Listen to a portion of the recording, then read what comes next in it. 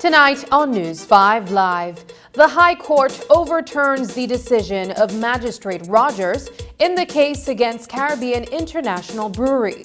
We'll tell you what this means and what's the likely course of action by CIB following this decision. An amendment to the criminal code now makes threats against prosecutors, members of judiciary, and the media a grave offense with stiffer penalties. A crime forum in Belmopan to discuss crime prevention and control. And it's International Teachers' Day. We'll take you inside the classroom. These stories and more coming up on News 5 Live. Enjoy more of your favorite social media platforms with Digi's new prepaid social media plans. Experience social connectivity like never before. Choose from 3 amazing plans starting as low as $3.50.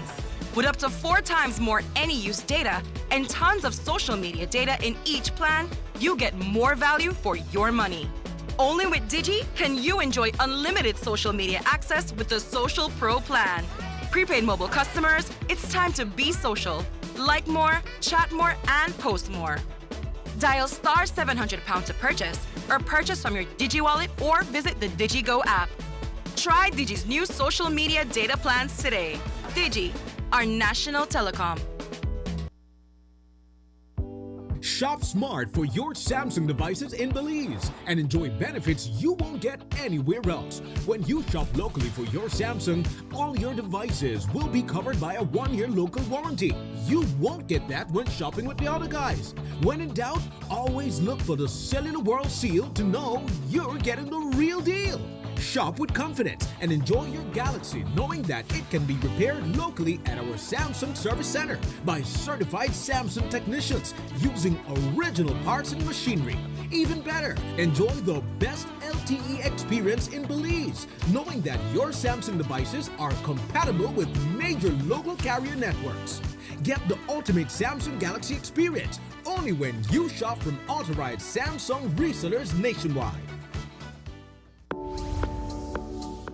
It's an massive season with massive deals and rewards at Penny's. From now through December 31st, earn double B-Bucks on store-wide purchasing every Friday and Saturday.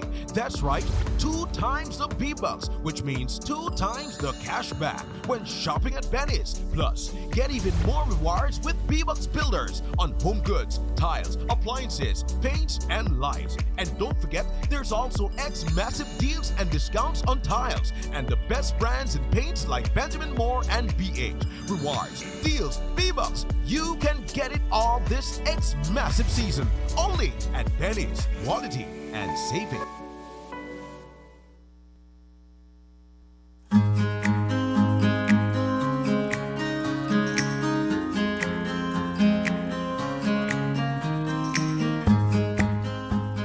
Every year, World Environment Day is celebrated on June 5, and the Department of the Environment, within the Ministry of Sustainable Development, Climate Change and Disaster Risk Management, joins the nation of Belize and other United Nations member countries in worldwide awareness and action to protect our environment, with this year's theme being to beat plastic pollution.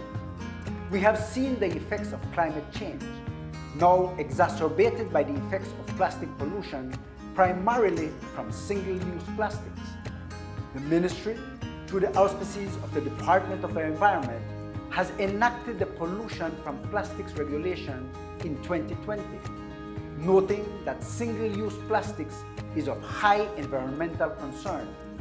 This regulation sought to curb the environmental impacts associated with single-use plastics and to better promote green alternatives, which resulted in the development of national standards for biodegradable products.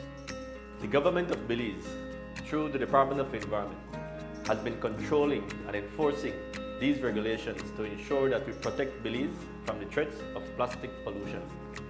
In so doing, nationwide market surveillance and product sampling has been conducted, resulting in enforcement actions which includes sale prohibition and confiscation of single-use plastics and styrofoam. The detrimental environmental impacts of single-use plastics are everyone's concern.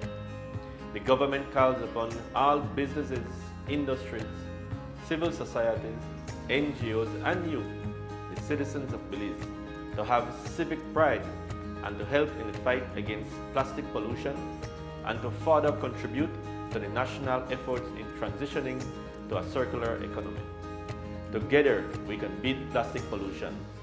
Happy World Environment Day.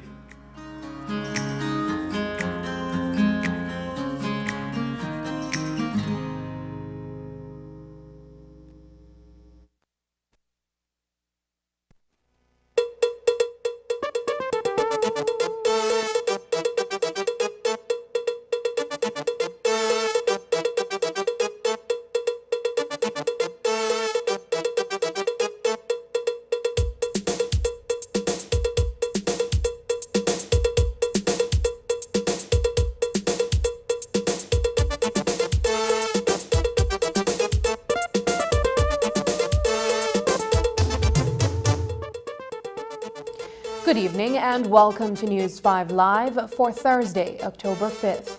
I am Sabrina Daly. Today in the High Court of Belize, Justice Patricia Farnese handed down a decision following a hearing in a matter involving businessman Kevin Shin, a director and shareholder of Caribbean International Brewery, the bottlers of Mine Bear. On October 3rd of last year, a raid was carried out at the CIB compound in Carmelita Village by a police inspector assigned to the Anti-Trafficking in Persons Unit.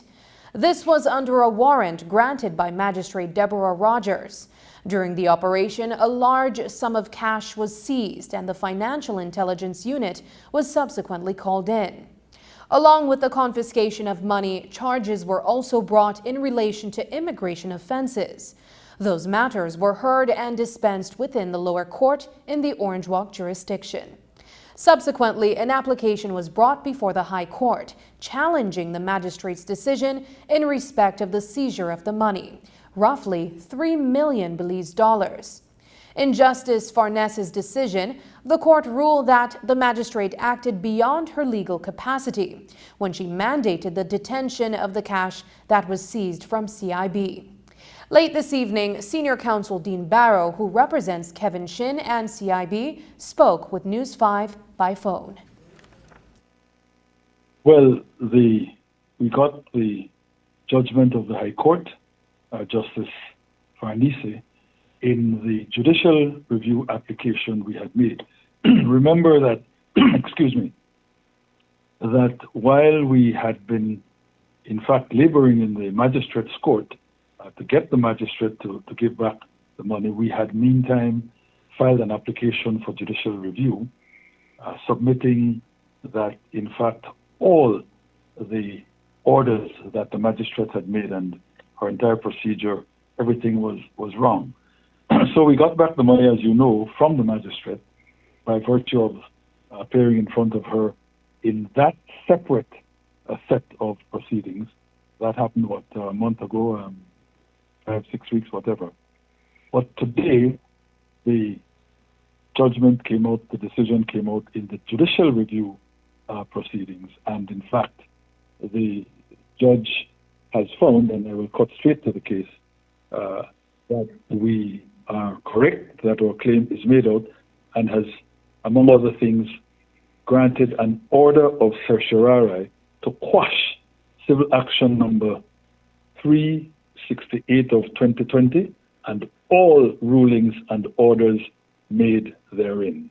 So that civil action number 368 of 2020 was the proceeding before the magistrate, the FIU application before the magistrate. And so that entire proceeding has been quashed, and all the rulings and orders made in the course of that proceeding by the magistrate have been struck down by the High Court. Senior Counsel Barrow explains what the High Court ruling means for his client, as well as a likely course of action in respect of a claim for damages. What does this now mean for your client and the operation of the Caribbean International Brewery? And what other form of redress would you guys be seeking at this juncture? Well, remember, of course, he's now gotten back the money, and he got back the money which had been held in an interest-bearing account. So he got it back with interest. But you will recall that when we were in front of the magistrate and I was interviewed by the media on various occasions, I maintained that once we were able to win in the High Court, that would open the door to an additional suit now for damages. And this is where we find ourselves. In other words, getting back the money is excellent, but not enough, because for the 6 months or so that the money was held improperly, as the High Court has now determined, Mr. Shin and the brewery were without that working capital. Also, because of the tremendous reputational harm suffered when that money was seized and it was continued to be detained against, as the court has now found, all the rules and authorities, Mr. Shin and the brewery found that a large majority of their distributors, of their products, or of the beer in particular, cut them off, saying, look, we can't afford to represent you any further because you are in trouble with the FIU, you are in trouble with the authorities. There was talk of money laundering, all that sort of stuff. And so it was as a direct consequence of what was done, which has now been found to be entirely illegal, that he suffered harm above and beyond just the being deprived of his $3.1 million for 6 months or 9 months or however long that was. So that is where the question of a suit, a claim for damages, will now come in. Representing the Attorney General was Senior Counsel Godfrey Smith and Attorney Hector Guerrera. A decision has been made to amend the law to make threats a serious offense for certain groups of people. This decision comes less than a month after Crown Counsels who work out of the Office of the Director of Public Prosecutions staged a 2-day sick-out in protest of their working conditions. For 2 days, right at the start of the official opening of the October session of the High Court, those sessions were interrupted, and the day's proceedings had to be suspended when 5 attorneys at the DPP's office called in sick. The Crown Counsels had been at odds with the government over their salaries and lack of protection.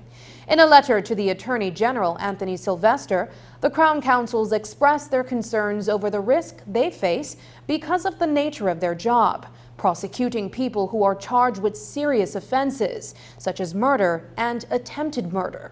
The prosecutors indicated that many times they have come under attack because of their job and have been threatened. So on these grounds and others, the prosecutors' sick-out was a silent message sent to the government. And today, there's an indication to suggest that the message was received loud and clear. Cabinet announced today that it has approved the introduction of legislation to amend the Criminal Code Act, Chapter 101, and the summary jurisdiction. The amendments will seek to expand the definition of the offense aggravated assault with the intent to offer protections to prosecutors, judicial officers, public officers, members of the media, teachers, elected officials, and security-related personnel. It will do so by upgrading the use of threatening words or behavior from that of being a petty offense to now being a serious offense. Along with that, new definition of the offense is the increase of the penalty for that offense to run as much as up to 5 years imprisonment. Today, Home Affairs Minister Karim Musa told the media that the time has indeed come globally to make this kind of amendment, and so too in Belize. We have seen across the world where there are attacks and threats being made against various public officers and personalities in the media. In some countries, journalists are even killed. And we have recognized that there is a sort of imbalance in the legislation. Those individuals who are very public individuals and who are oftentimes targeted, are not protected under the legislation. If an assault happens, it is considered to be a common assault, which the penalty is very low. And so we recognize the importance of protecting these individuals because they have certainly a high presence in society, and it is necessary that they are offered at least the protection of an aggravated assault charge. Following the sick-out, Attorney General Sylvester met with the prosecutors and thereafter informed the media that security arrangements have been put in place for them. In other cabinet news, approval was also given for reform to the criminal justice system to introduce criminal procedure, also known as Plea Discussion and Plea Agreement Act. This is to establish a system of plea discussion and plea agreements in criminal procedure in order to address the backlog of criminal cases. It also allows for the repeal of the Penal System Reform Act to make new expansive provisions for alternative sentencing that can be passed on convicted persons. The alcalde for Laguna Village, Francisco Chubb, and the chairperson of the village, Sebastian Ich, are accusing the chairman of Mangrove Village of trespassing. In a letter to Usher dated October 2nd, Chubb and Ich wrote to Usher stating that he has on several occasions led unwarranted trespass on Laguna Village lands. The village leaders say this has resulted in, quote, the destruction of Laguna Village property and the incitement of threats and direct violence against leaders and members of the community, unquote. The letter refers to the most recent rise in tensions between members of the two villages that occurred on Sunday, October 1st. The letter accuses Usher of directing people to measure and place markers on lands that are within Laguna Village. The letter further asserts that Usher has a desire to see violence erupt between the two communities. The Laguna Village leaders noted in the letter that they, quote, hold customary titles to these lands.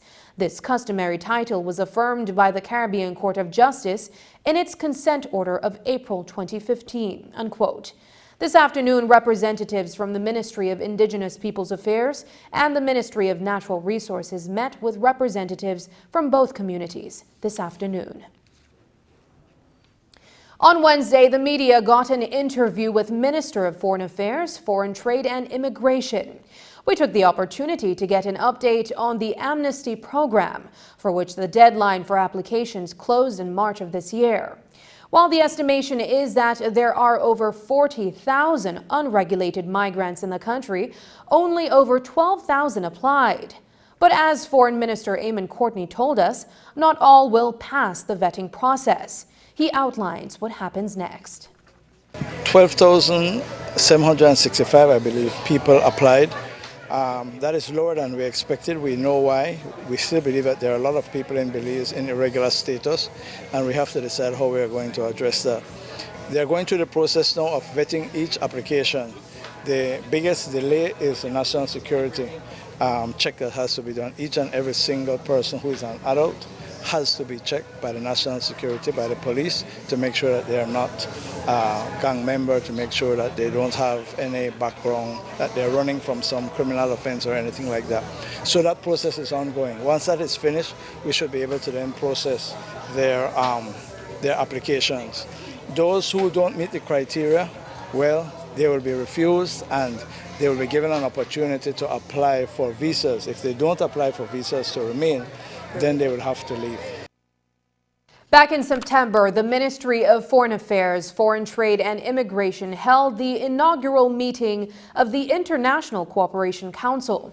Established by Cabinet, this entity will look at cooperation programs that Belize has with friendly countries and institutions to ensure that there is no duplication of efforts. Foreign Minister Eamon Courtney says that another meeting of the Council is scheduled for November. And what we want to do is to coordinate this. So, for example, just as an example, the Ministry of Agriculture would go out and speak to, let's say, the Food and Agricultural Organization seeking a loan or seeking some sort of technical assistance. At the same time, we may be at the Ministry of Foreign Affairs talking to a friendly country saying the Ministry of Agriculture needs help with technical assistance. we're asking two different people, two different organizations for the same thing, simply because there is no coordination. The hope is that it will be far more efficient, far more coordinated. We had the inaugural meeting and the Prime Minister was there in his capacity as Minister of Investment and Economic Development, and we set out the framework, and now we have, I believe, next month, the next meeting coming up at the technical level and at the level of CEOs to put in place what needs to be done. Coming up, San Pedro Mayor says he's delivered and is ready to continue work in San Pedro. We'll have more details when we come back.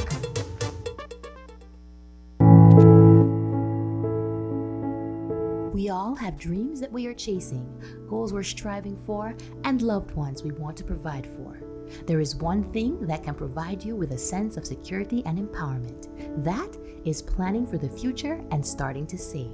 Just as a tree starts as a seed and grows with time, your savings will grow. It's never too early or too late to take that crucial step towards securing your future. Saving is not just about putting money aside. It's a promise to yourself and your loved ones that you are taking control of your destiny. It all begins with a plan and the commitment to save, no matter how big or how small. Educate yourself about different savings options to help you achieve your plans. Remember, no matter where you are on your journey, the key is to start.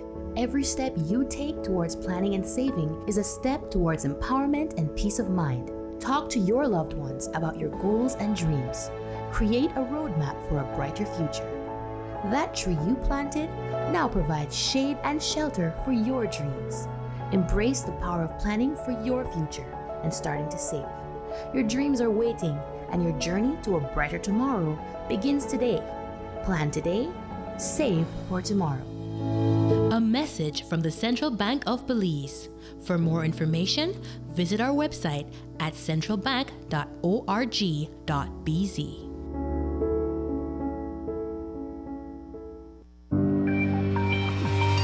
Dengue and Zika alert. Do your part by preventing mosquito breeding.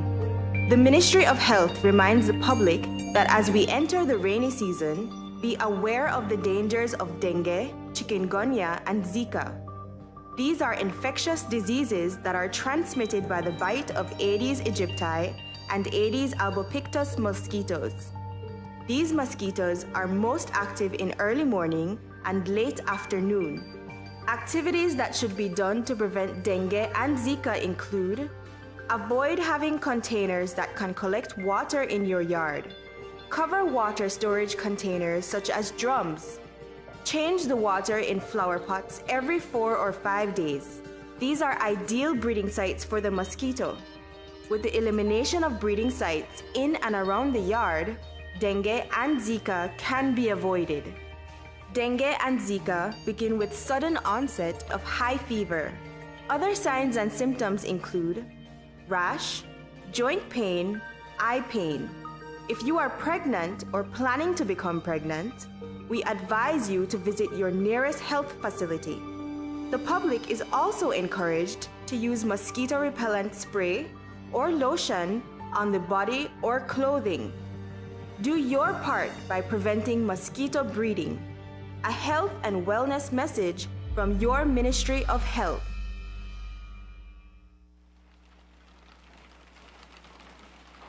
Babe, have you seen the advisory that NEMA just posted? There's going to be a storm. Storm? It's not a storm. That's just a little rain. We'll be all right.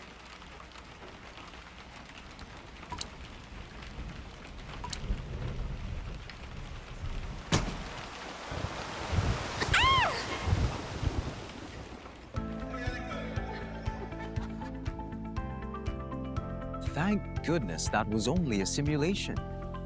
But what if it wasn't? Consider this. You've worked hard building your future, your family, your business, your home. RF&G Insurance has policy options that can protect your most valued assets so that you can focus on what matters most. Include RF&G Insurance in your hurricane prep. Remember, it pays to get it right with RF&G Insurance, a road group company.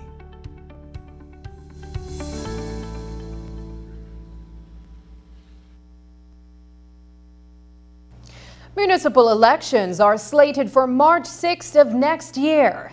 That's 5 months away, and the People's United Party is well underway in finalizing slates for the election. Over the weekend, a meeting of the National Party Council was held, and News 5 has been informed that several slates will be getting endorsed within the next few weeks. Corozal is set for October 14th and San Pedro for October 28th. And we are told that Orange Walk will also enjoy an endorsement sometime soon. When the media caught up with PUP party leader and Prime Minister John Bersenio on Wednesday, he commented on this recent development. In many instances, we believe that it is best that we try to unite in these elections. In many instances, in most instances, I believe that most of the town council, the municipal bodies have performed fairly well. So as opposed to create more divisions, we believe that we need to be able to unite and to get ready for the elections in about 5 months. I think it's the 6th of March. And we feel confident, we still feel confident that we will win the majority of the seats. San Pedro Mayor Wally Nunez says that he and his team have been working since taking office in 2021 and have been able to get a lot done, despite the condition in which they found the town council's accounts. As the PM mentioned earlier, Nunez and his slate are being endorsed. Mayor Nunez says that San Pedranos are happy with the work of their town council, and they are ready for another term in office. Our team has been working since day one. I know there's a lot of people that say that that the political parties start to move during election time, but we have proven otherwise. We started to work from day one. The first year we started to work on all these streets, and it's just a continuation of the work that we started. I know there's a lot of people that might be a lot impatient when it comes to the roads in their areas, that it's blocking traffic here and there. But once it is done, it's going to be it's a long-term plan so that people can have their streets in a better position, that we can drive through the areas. It brings an economic growth in all these areas. It connects all the different areas and the residential areas. So it is something positive for all of the development of our island. Do you think that you've done enough to secure another term? I believe so, Dwayne, and the work speaks for itself. We are out there talking to people, talking to the residents, listening to their concerns, and it is something very positive that we are hearing. The feedback, it is something that it warms my heart to know that people are happy with our work, and we will just continue to work because that's what we were elected for, to serve the people. Any idea as to who will go up against you? At the moment, we're hearing a lot of different names. There is a lot of, I hear there's a lot of infighting between them. However, we're not focused on that. We're focusing on our work, on what we have to do, what we have to accomplish. Because at the end of the day, people elected us to serve the people. Mayor Nunez says that the council's audit is being finalized and will soon be presented to the residents of San Pedro. There was a clearing of mangroves in the San Mateo area of San Pedro town, for which an investigation is underway to determine whether or not the developer had received a permit from the Forest Department to do so. Mayor Wally Nunez says that it is illegal to clear or even trim any mangroves. And so when they were alerted of this activity, they started asking questions. He says that the department is for a docking port for barges on the north side of the island. While the development is needed, he wants to ensure that it got all the permits to do so. Here's what he had to say. And there is still an investigation going on. However, our building unit works directly and closely with the Ministry of Forestry. So any clearing of mangroves, even trimming of mangroves is illegal. So you need to obtain a permit ahead of time, and they need to notify us as well. Actually, the ministry always notifies us so that we know where it's going to be done. We as a council are always on top of it, trying to prevent these things from happening. At the moment, we understand that there is a development there that is going to take place. So it works both ways, but yes, we had to have that information ahead of time. And any clearing should be done, with the permits and everything ahead of the game. Is it that these persons don't have a permit? At the moment, I am not familiar with any permits, but we have the billing unit investigating. We know that there is an area that is planned to be developed as a port, where the barge would be able to come to the area in the north and alleviate the traffic from town, which is a good thing in a way. But any clearing and anything done with respect to mangroves, we need to be notified and we need to be on top of the game, because we can't just be clearing up the mangrove. Part of it is where the barge is supposed to land, and that is something that we want to work together with these barge companies, so that all the goods coming north would land directly north instead of having to go through town, in order to alleviate that traffic. So yes, it is something good for the island, but the negative part of it was that we had to be notified when the clearing was supposed to take place. So it is something that we need to find that balance, instead of just having these developers or anybody who wants to plan to do something in their property. We have to be notified so that we can plan ahead and we can inform the people of what is going to happen. A climate and ocean risk vulnerability initiative assessment is being conducted in Belize City and surrounding communities. It began earlier this week with a series of seminars and meetings with key stakeholders from local businesses, government, academia, and civil society. This morning, we stopped by the Biltmore Hotel where the sessions were being held. Carolyn Gruber is the Deputy Director of the Environmental Security Program at the Stimson Center in Washington. This workshop is part of our Climate and Ocean Risk Vulnerability Initiative.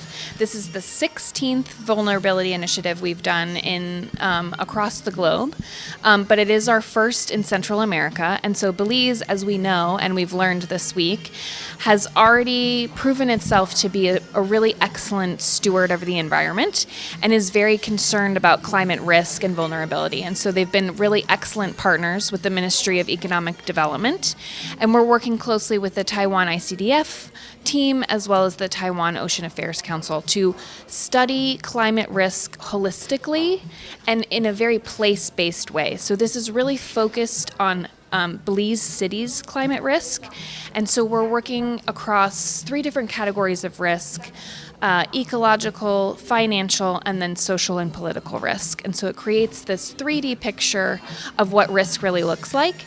And part of our work, maybe the most important part of our work, is translating that research that we do into action. And so the outcomes of this assessment will include some very specific recommendations, whether it be policy ideas or programming ideas, to really reduce Belize City's risk in a very specific way. Speak to us about the social aspect of it. As we've learned, we've had some time to spend in the city of Belize, Belize City this week, and we've learned that there are a lot of social needs here with respect to climate risk and vulnerability. 45% of the population lives at a very low-lying areas, and so that creates a lot of risk with respect to storm surge, hurricanes, flooding, and all of this means that making decisions and having decision makers be informed about that risk and about the opportunities for improvement is really essential. After the break, in this week's episode of Belize on Rio, a spooky Belizean Halloween. We'll tell you about that, but first, here's a weather update with data from the Belize Met Service.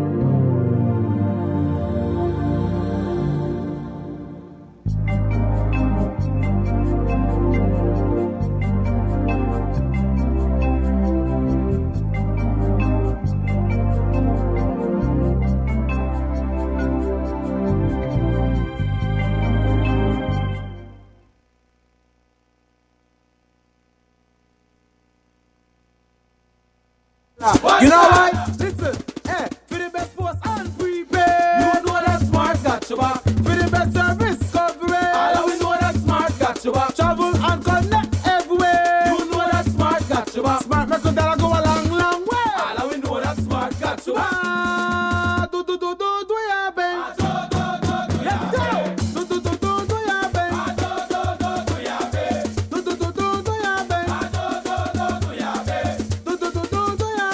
This is our smart offer. Prepaid, bundle, postpaid, roaming. Please don't forget the broadband and the prepaid.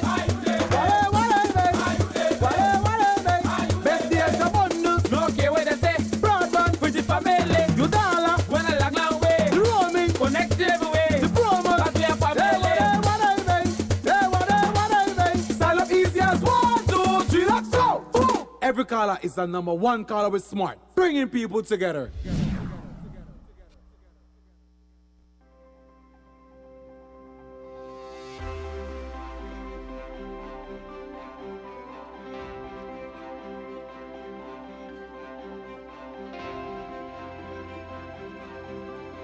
Good morning. Thank you for calling me. This is a ring inspection first. Once the inspection passes, we do the connection for you.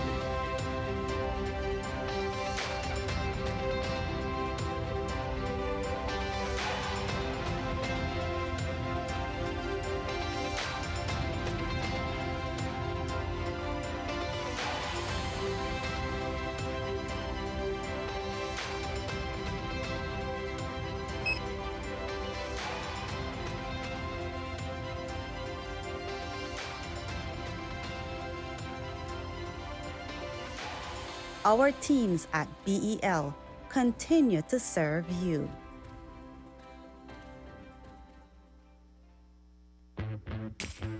My Social Security. Your direct online access to all your Social Security information. 360 view of all your Social Security information. Registration services, benefits, contributions, and employer services at your fingertips. Enjoy all the new features with your My Social Security account. Register with SSB. Submission of benefit claims. Submission of contribution statements. View contribution record. Enjoy all your My Social Security feature at ssbportal.org.bz. Social Security at your fingertips. Dwayne Moody, Isani Cayetano, Marian Ali, Paul Lopez. Your News 5 police teams do whatever it takes. Go wherever they need to go, so you can catch the story wherever you are, whenever you want, on whatever device. Channel 5 believes on television, Facebook, Instagram, and YouTube, because news is now everywhere, all the time, and so are we.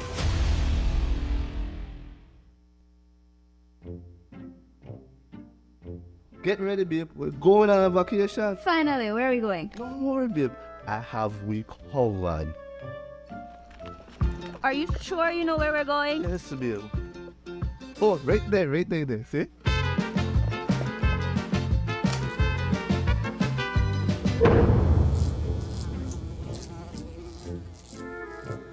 Babe, the price me too good to be true. Me look much more better in that picture. When life throws you a curveball, Belize Bank has your back. With our online financing, you can turn any vacation mishap into a dream getaway.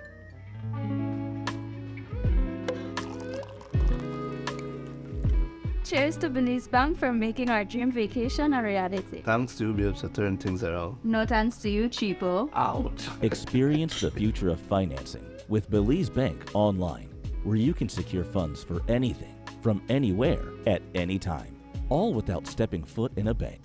Apply for a loan today and unlock a world of possibilities. It's only the first week in October, and plans are already underway for all the festivities surrounding Halloween. Companies are decorating their lobbies and shop windows with spooky designs to celebrate All Hallows Eve, which is observed on the 31st of this month. But while around the world, it's a time used for children and some adults to dress up in fun costumes and go about trick-or-treating, there's also a spiritual tone behind the activities. In tonight's Belize on Real, News 5's Dwayne Moody looks at Belizean Halloween.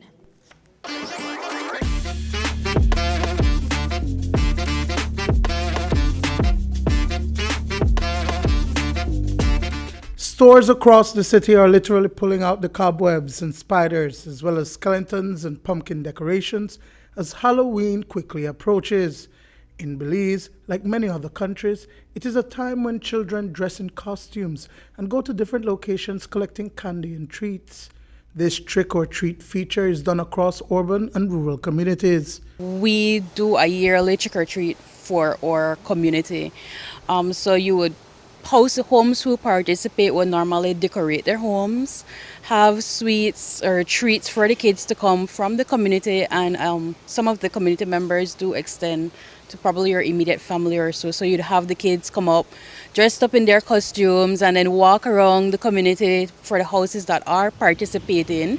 And at the end, you just probably whoever wants to do a little socializing would socialize after. Well, for Halloween for us is more of just the kids getting together, enjoying candy, not anything spiritual or evil or anything. It's more of the fun, having the kids dressed up, interacting with each other, and I guess the sugar rush after having fun. How do you choose what to dress up your kids as? Okay, well, my daughter decides what she wants to be, so every year she decides what she wants to be, and of course I accommodate. But there is a spiritual link to Halloween, which is also known as All Hallows Eve. Father Jeremy Zippel says that while there are those who link the festivities to some demonic celebration, it really isn't. He gives a history of how Halloween came about. The kind of historical and spiritual origins, the history, if you want, of Halloween is that it used to be there was an old Celtic festival, the Celtic people that became Ireland. They had a celebration where they would dress up in costumes and light bonfires because it was a harvest festival, so people used to really mark the seasons. And it was the time of harvest in the fall. And so they would have a big bonfire all night with costumes to ward away the ghosts and bring good omens, bring good spirits for their harvest to come.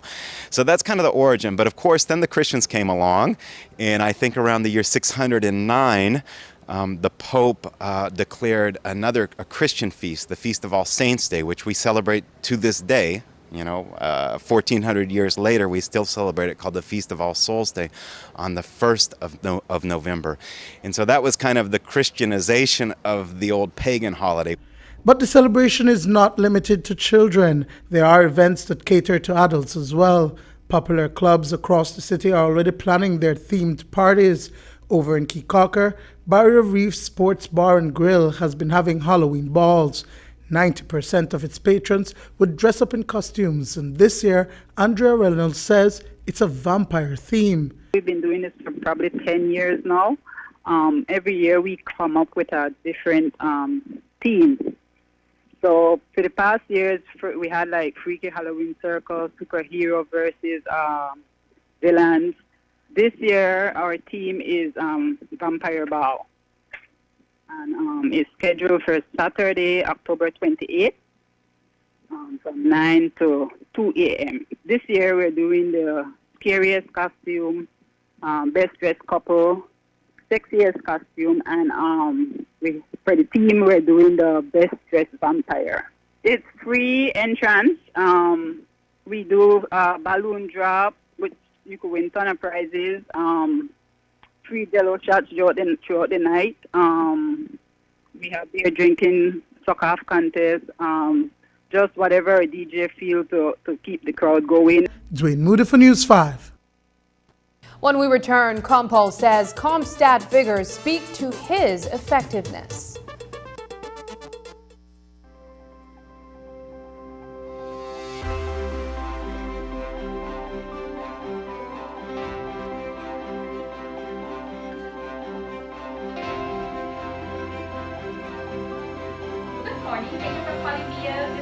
Inspection first. Once the inspection passes, we do the connection for you.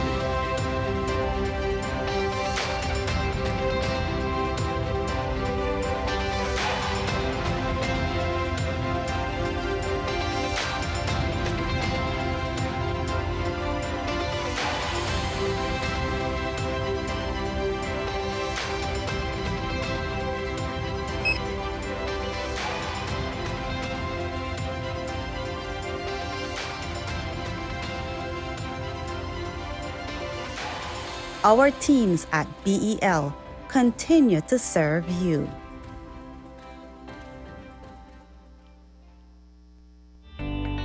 Taking its name from the venerable father of the nation, the George Price Highway stretches 77 miles from Belize City to Benqueviejo. Originally built in the 1930s, this cross-country highway system is the artery that links Belize to Central America at the western border with Guatemala.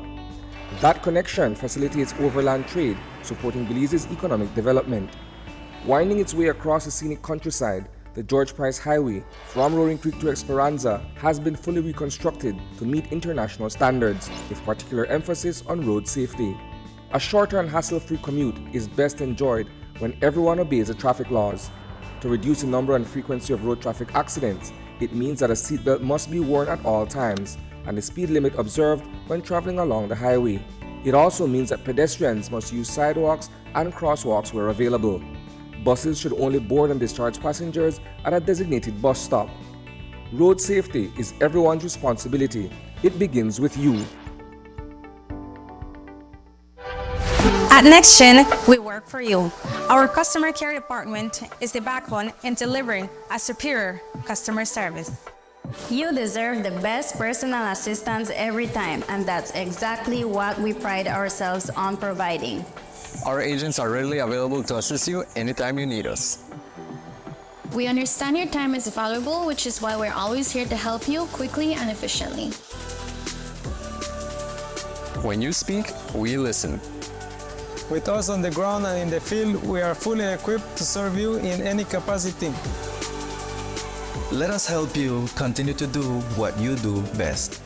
We are always improving to provide you with fast response time and technical support. Our team is dedicated to delivering the highest quality service and care to all our customers. Thank you for choosing NextGen as your trusted service provider. Number one caller.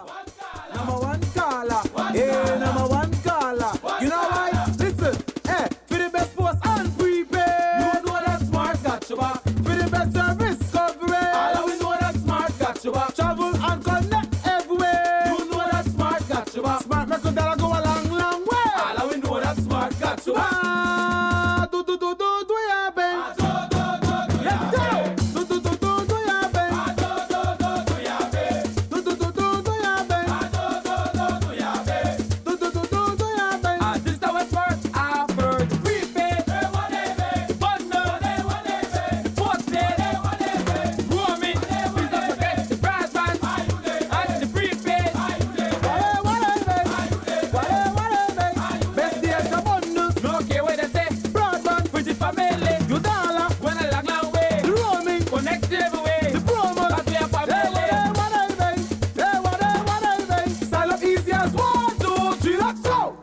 Every caller is the number one caller with smart, bringing people together.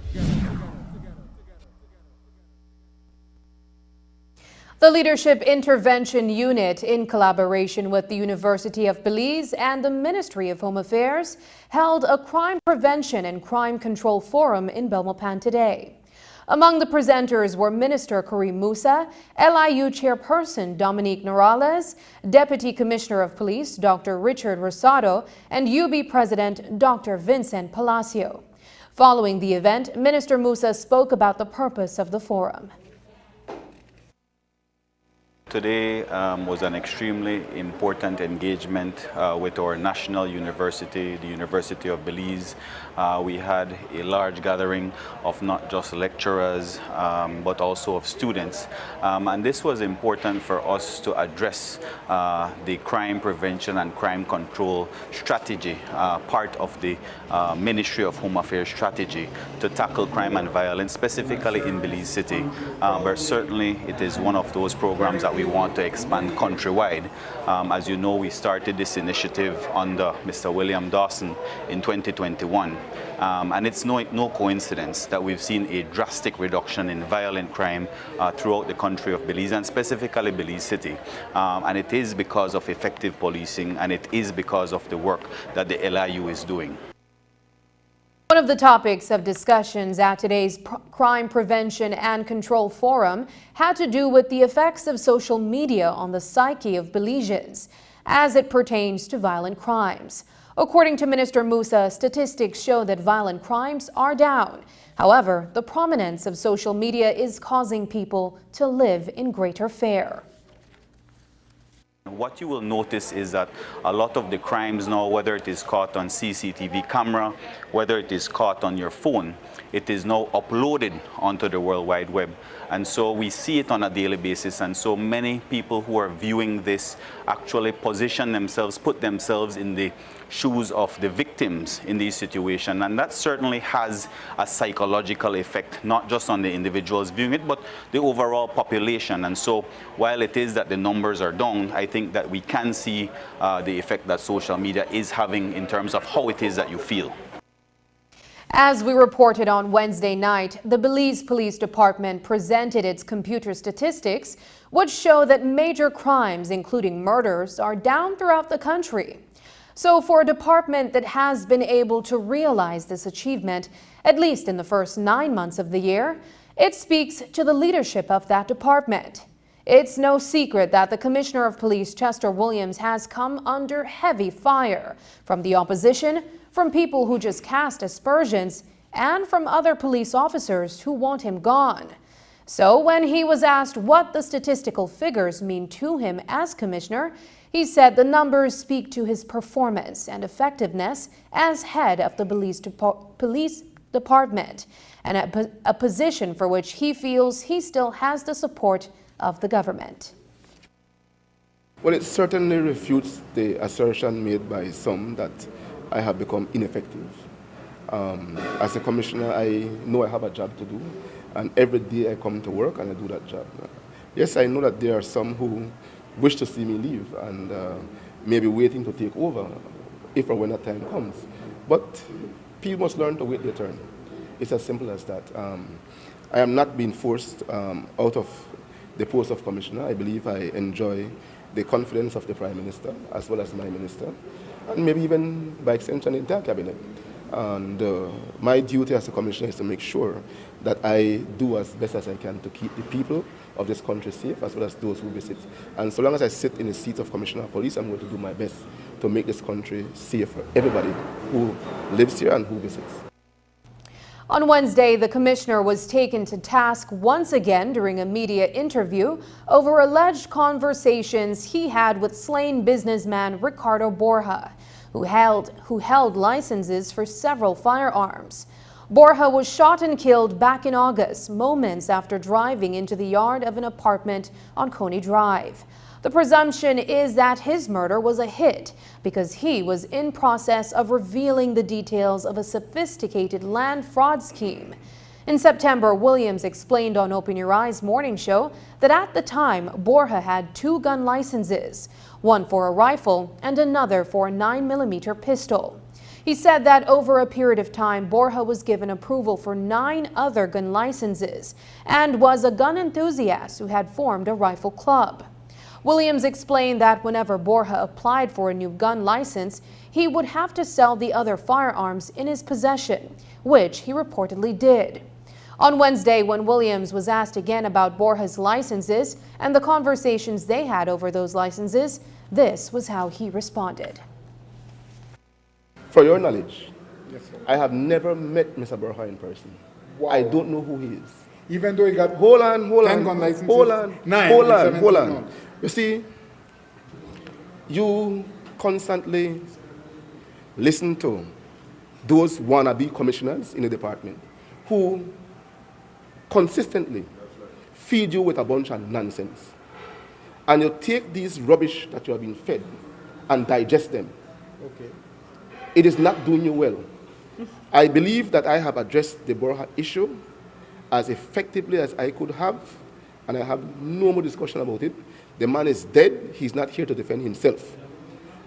I have never, ever charged anybody who comes to me for any assistance with any gun license. And if you don't believe me, you can. There are many of them out there I can tell you.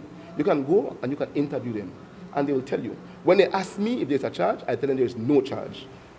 When you do something for somebody as a part of your job, as a service, it must be with no cost. And that's how I operate.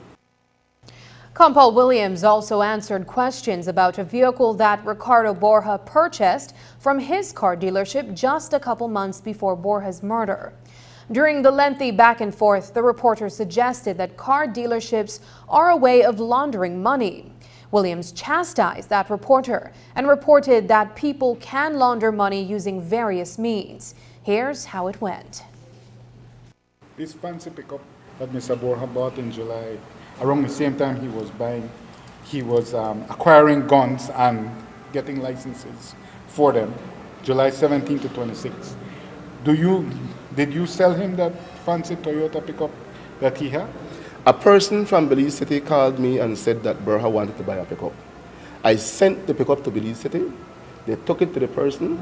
The person called me subsequently and said that the man liked the pickup, he's going to buy it. I was paid for the pickup, and that's it. So this is a high value pickup, it's a $90,000 truck. Jules, it's not a $90,000 truck, it's a $70,000 truck.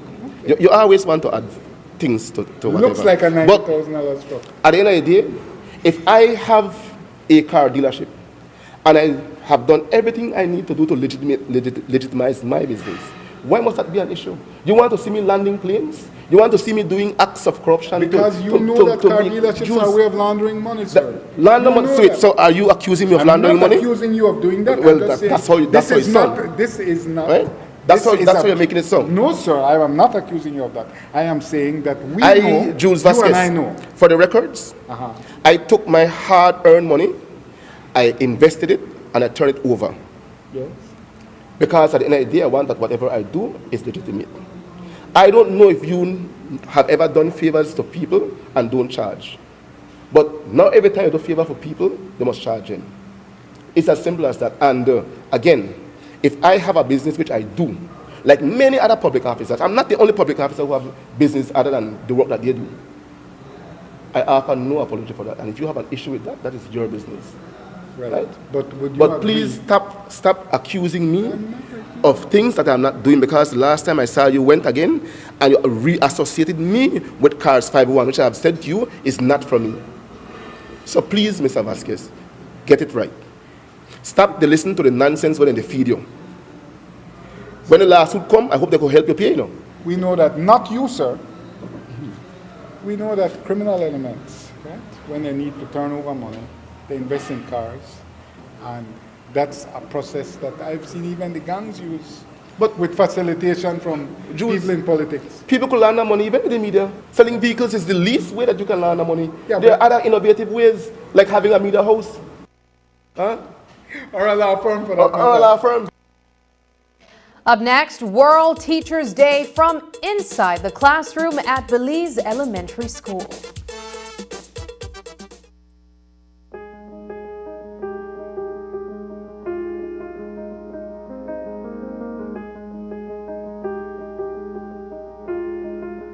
I had applied and it was like a lot of misconceptions or misguiding along the way, because it was a series of turnaround. I mean, from one minister's desk to the next, from one person in the office to the next, and they even had discrepancies in if somebody actually owned the land. But coming here and going through the process, you realize the difference in consistency and in allowing you to go through the process at a rapid pace, which is highly regarded by me because it shows a level of proficiency, and also that it's something that the Belizean people need access to equitable land distribution.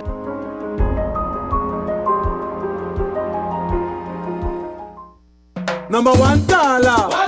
Number one caller. Hey, number one caller. You know why? Listen, hey, for the best post and prepaid.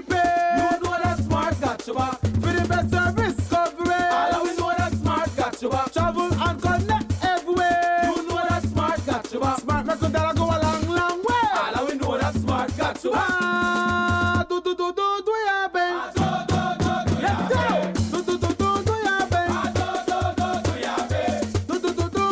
babe?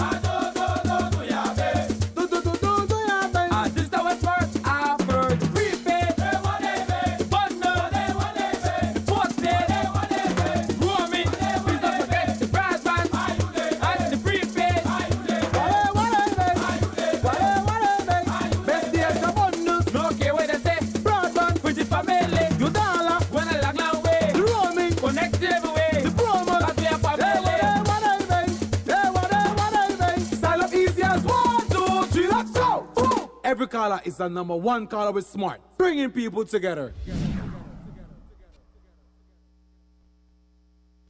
Today is celebrated as World Teachers Day. Across the country, teachers are being celebrated for their contributions to molding the minds of our population. We've often highlighted the challenges the teachers face in and outside of the classroom, as well as the satisfaction that comes with being a teacher. And it is commonly stated that students are a reflection of their teachers. So, to get a closer look at what it is like to be a teacher in the classroom, we visited Belize Elementary School and engaged several of the students. News 5's Paul Lopez reports. October 5th is recognized as World Teachers Day. Today, we paid a visit to Belize Elementary School's second grade class to get a small taste of what it's like to be a teacher and the important role teachers play in the lives of their students. This is Mr. Paul.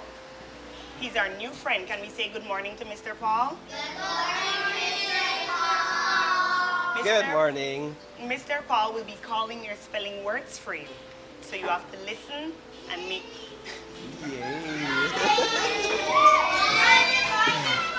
All right, and show him that you are smart. Yes?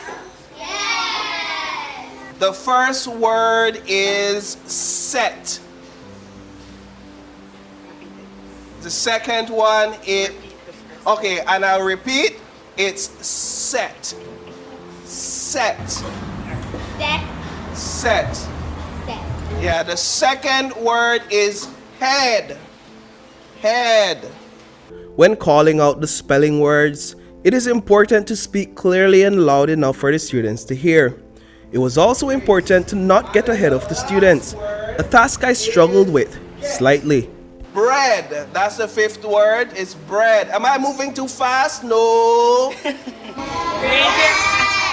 Raise your hand if you missed a word between 1 and 5, please. Teachers Kendra and Magania take their students through a daily morning routine.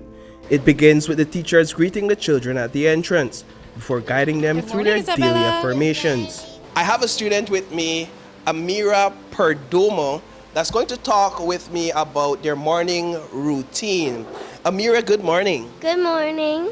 What can you tell me about what you all do when you enter the class in the morning? We have to do our affirmations, say good morning to our teachers, get out our homework, and then teacher will check it. Then we have to read the teacher, and then we have to write drills. What are the affirmations that you have to do? Sometimes I'm joyful, I am smart, I am me, I am kind, I am talented. I am caring, I am amazing, I am joyful, I am kind, I am brave, I am smart. I love myself. I am me. I am talented. I am caring. I am amazing. I am joyful. I am brave. I am kind. I am smart. Teachers Kendra and Magania have assigned the role of line leader to a couple of their students. Line leaders maintain order when transitioning from the classroom to another location.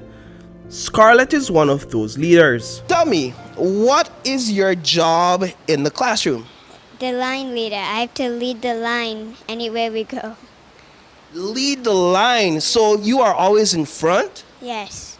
And your classmates have to follow you everywhere you go? Yes. Do you have difficulties sometimes leading them? Do people come out of the line sometimes? Sometimes. And what do you have to do then? I have to tell the teacher.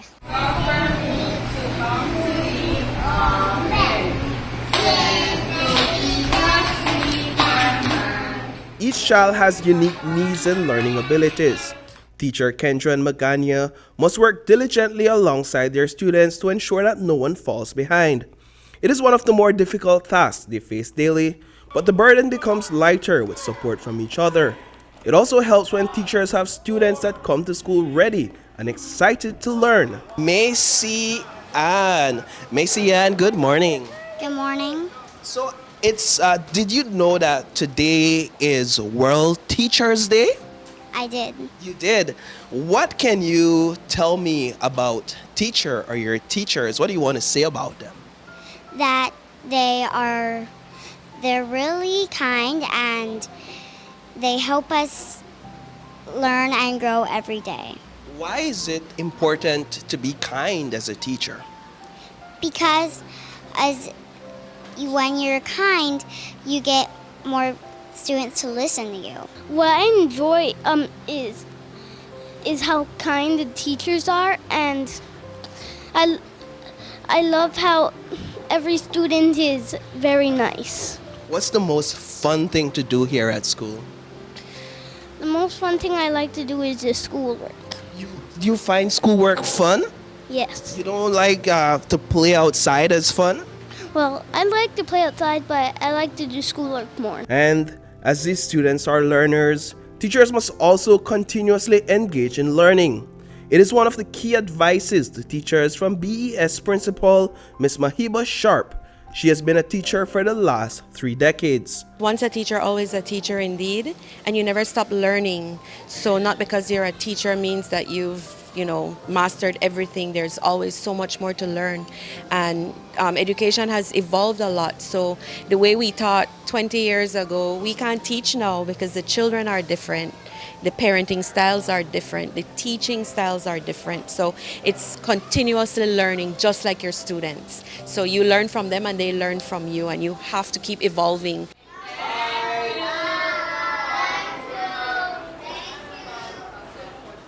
Reporting for News 5, I am Paul Lopez.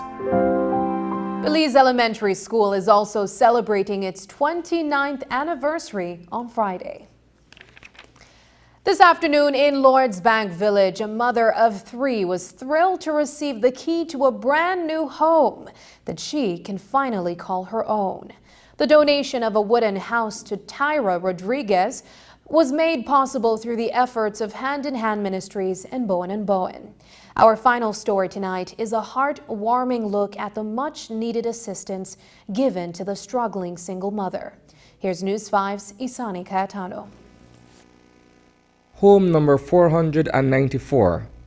It's 6 houses short of a major milestone expected to be met by the end of this year. With 21 years of service in building and donating homes to families in need, Hand in Hand Ministries drew one step closer to achieving that goal today. The proud recipient, a single mother of 3, accepted the key to a place she now calls her own. To be honest, I'm just excited.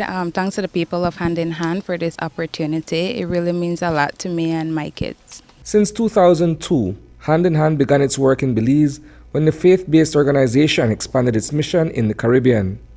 Through Building for Change, volunteers have worked side by side with members of the business community, making a significant difference in the lives of Belizean families. 494 means a lot to our organization because that's 494 families who have been living in marginalized situations who were able to get some sort of security, comfort for them and their families to improve themselves and improve their lives. It's a stepping stone for Rodriguez, who intends to make the best of this humble abode for herself and her family. She's also committed to assisting others in need. What I did was just to attend the sessions that they do have, to get into the program. And I go out and I help adults' family as well, and was just waiting until it's my turn. And her turn came as a result of a partnership with Bowen & Bowen. Together with a contractor, employees from the beverage company volunteered their time and worked diligently to erect this elevated wooden structure on an empty lot in Lords Bank Village.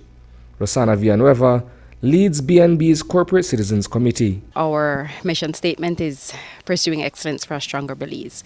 And we believe that one of the ways we can do that is, by helping families in need whenever and wherever we can. We were also looking for a project for our Corporate Citizens Committee. So this is a group of our employees who volunteer their time to do community projects across the country. So when we made contact with Hand in Hand and we mentioned that we were interested in building a home for someone, they were very helpful in helping us to identify Tyra and her beautiful family. And when we went out to our team asking for volunteers Saturday and Sunday, we were, quick to get volunteers. Together, they delivered this 16 by 20 structure, a labor of love and a positive expression of corporate citizenship. I believe this is amazing and excited for everyone who has never owned a home before, so yes. What does it mean for your kids? I mean, your kids have a place to call their own now. Well, they're right here. I think they're as excited as me. My daughter, she already want her own key, so yes, they are excited as well. Reporting for News 5, I am Isani Cayetano. And that's the news. Tonight's broadcast is available at channel5belize.com, on our Facebook and on YouTube. I'm Sabrina Daly. Thanks for joining us. And from all of us here at News 5, good night.